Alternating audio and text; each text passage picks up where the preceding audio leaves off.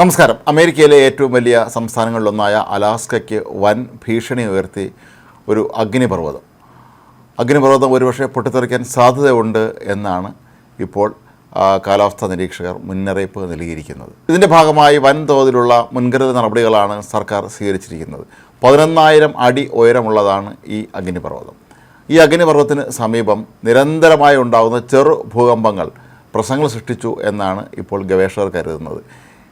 ഇവ ചെറിയ ഭൂകമ്പങ്ങളാണെങ്കിൽ പോലും വൻതോതിലുള്ള സമ്മർദ്ദമാണ് ഇത് ഈ അഗ്നിപർവ്വതത്തിലേക്ക് പ്രയോഗിച്ചത് എന്നാണ് പറയപ്പെടുന്നത്. ഓരോ ദിവസവും ശരാശരി 55 ഭൂകമ്പങ്ങളെങ്കിലും ഉണ്ടായിട്ടുണ്ട് എന്നാണ് പറയപ്പെടുന്നത്.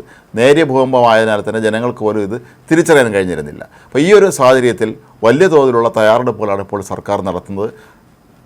ജനങ്ങൾക്ക് ഇത് സംബന്ധിച്ച എല്ലാ മുന്നറിയിപ്പുകളും നൽകി കഴിഞ്ഞു.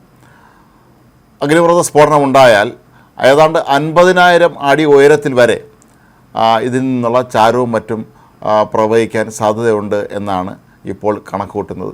അതുകൊണ്ട് തന്നെ ഇതിനു വേണ്ട എല്ലാ തയ്യാറെടുപ്പുകളും നേരത്തെ തന്നെ നടത്തണം എന്ന് സർക്കാർ ആവശ്യപ്പെട്ടിരുന്നു. ജനങ്ങളൊക്കെ തന്നെ ഇപ്പോൾ മാസ്കുകളും അതുപോലെ വെള്ളം പിടിച്ചു വയ്ക്കാനുള്ള വലിയ പാത്രങ്ങളും നായ്ക്കൾക്കുള്ള മരുന്നുകളും ഒക്കെ തന്നെ വാങ്ങാനുള്ള തിരക്കിലാണ്. മാത്രമല്ല ഇവിടങ്ങളിലൊക്കെ ഉള്ള കടകളിൽ നിന്ന് നായ്ക്കൾക്കുള്ള സുരക്ഷാ കണ്ണടകൾ ധാരാളമായി ആയിരക്കണക്കിനായിട്ടാണ് വിറ്റുപോയത് എന്നാണ് കടക്കാർ തന്നെ പറയുന്നത്. പക്ഷെ ഇവിടെ ശ്രദ്ധിക്കേണ്ട ഏറ്റവും പ്രധാനപ്പെട്ട കാര്യം ഈ അഗ്നിപർവ്വതത്തിൻ്റെ കൊടുമുടിയിൽ അതായത് അതിൻ്റെ ഏറ്റവും പ്രധാനപ്പെട്ട ഭാഗമായ ഏറ്റവും മുകളിൽ 5000 വർഷങ്ങൾക്ക് മുമ്പാണ് ഒരു സ്ഫോടനം ഉണ്ടായത് എന്നാണ്. പക്ഷേ 1992 ഇവിടെ നേരിയ സ്ഫോടനം ഉണ്ടായിരുന്നെങ്കിൽ പോലും അത് അതിൻ്റെ ഒരു വശത്ത് നിന്ന് മാത്രമാണ് സ്ഫോടനം ഉണ്ടായത്. എന്നിട്ട് പോലും അന്ന് ഈ നഗരം മൊത്തത്തിൽ ഇരുട്ടിൽ മറഞ്ഞിരുന്നു എന്നാണ് പറയപ്പെടുന്നത്. ഏതാണ്ട് 20 മണിക്കൂറോളം തന്നെ അവിടുത്തെ വിമാനത്താവളം വരെ അടച്ചിടേണ്ട അവസ്ഥ എത്തിയിരുന്നു. അത്രമാത്രം അന്തരീക്ഷം പൊടിപടലങ്ങൾ കൊണ്ട് മൂടിക്കെട്ടി നിൽക്കുകയായിരുന്നു. മാത്രമല്ല സർക്കാർ നൽകുന്ന മറ്റൊരു വളരെ പ്രധാനപ്പെട്ട സന്ദേശം ഇത് വലിയ തോതിലുള്ള ആരോഗ്യ പ്രശ്നങ്ങൾക്ക് വഴിവെക്കുമെന്നാണ്.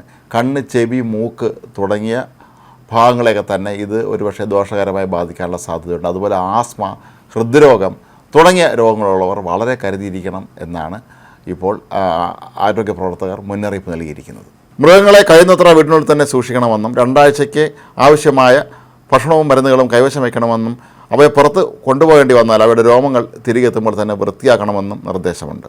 നഗരത്തിലെ പല ആളുകളും അഗ്നിപർവ്വത സ്ഫോടനം ഉണ്ടായാൽ തങ്ങൾ അതിനെ എങ്ങനെ നേരിടണം എന്നുള്ളത് സംബന്ധിച്ച് പല കാര്യങ്ങളും ചെയ്യുന്നതിൻ്റെയൊക്കെ ദൃശ്യങ്ങൾ ഇപ്പോൾ അവർ സമൂഹ മാധ്യമങ്ങളിലെങ്ങും തന്നെ വ്യാപകമായി പോസ്റ്റ് ചെയ്യുകയാണ്. ഒരുപക്ഷെ ഇതിനെക്കുറിച്ച് വ്യക്തമായ ധാരണയില്ലാത്ത ആളുകൾക്ക് ഇത് ഏറെ സഹായകരമാകും എന്നാണ് കരുതപ്പെടുന്നത്.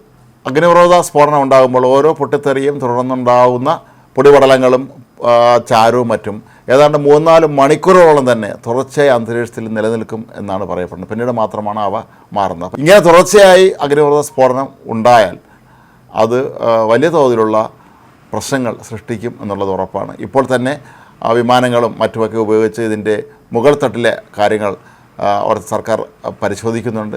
അഗ്നിപർവ്വതത്തിൻ്റെ കൊടുമുടിക്ക് എന്തെങ്കിലും പ്രശ്നങ്ങളുണ്ടോ എന്നുള്ളതാണ് ഇവിടെ പ്രധാനമായും പരിശോധിക്കേണ്ടുന്ന ഒരു കാര്യം. അവിടെ നിന്ന് ഒരു വലിയ സ്ഫോടനം ഉണ്ടായാൽ അത് വലിയ ഒരു ദുരന്തത്തിലേക്കായിരിക്കും നയിക്കുക. 1992 ഉണ്ടായതുപോലെ ഒരു വശത്തുനിന്ന് മാത്രമാണ് സ്ഫോടനം നടന്നാൽ വലിയ തോതിലുള്ള നാശനഷ്ടങ്ങളൊന്നും ഉണ്ടാകാൻ ഇടയില്ല എന്നാണ് പറയപ്പെടുന്നത്. ജനജീവിതം കുറേ നാൾ തടസ്സപ്പെടും എന്നുള്ളതല്ലാതെ ആൾനാശമോ മറ്റ് പ്രശ്നങ്ങളോ ഉണ്ടാകാനുള്ള സാധ്യത കാണുന്നില്ല.